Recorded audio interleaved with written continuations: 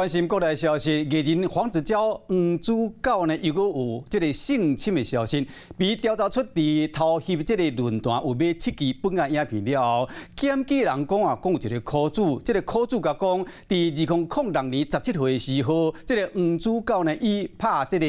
摄影作品为理由，邀请去引导会性侵。立委王世坚就咧骂讲，这个主角这个行为真正是十恶不赦，更加提出司法，望讲加害者会使得到制裁。黄子佼的事件一件一件爆出来，进前伊才因为有7支收藏未成年色情片，互大家是骂甲无力。即马有受害者徛出来解救。一张对话记录讲到迄当年拄到的代志，就算过真侪年，K小姐若搁一摆想起，就气到要死。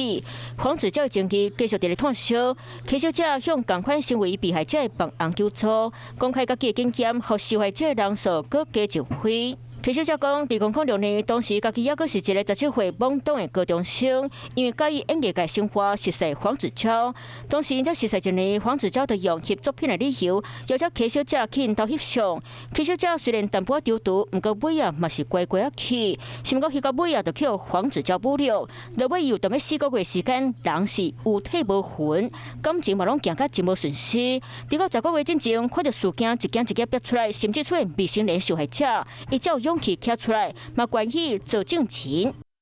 受害个案佮标出来，孟耿如近期因为支持翁婿，去真侪网友改批，这个事件佮互公开，孟耿如的面册规气关关起来。在监狱里面反省吧，没有什么机会不机会啦，那么多被害人，尤其是对儿童青少年，你来做这些事情。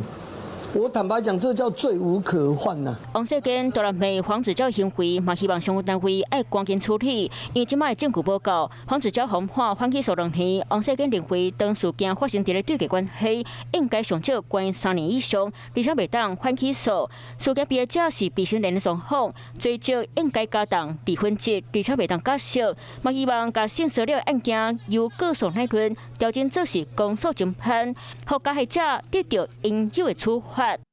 Hello， 我是郑雅芳。想要抢先掌握最及时的新闻资讯吗？赶快订阅、按赞、开启小铃铛，锁定华视新闻 YouTube 频道。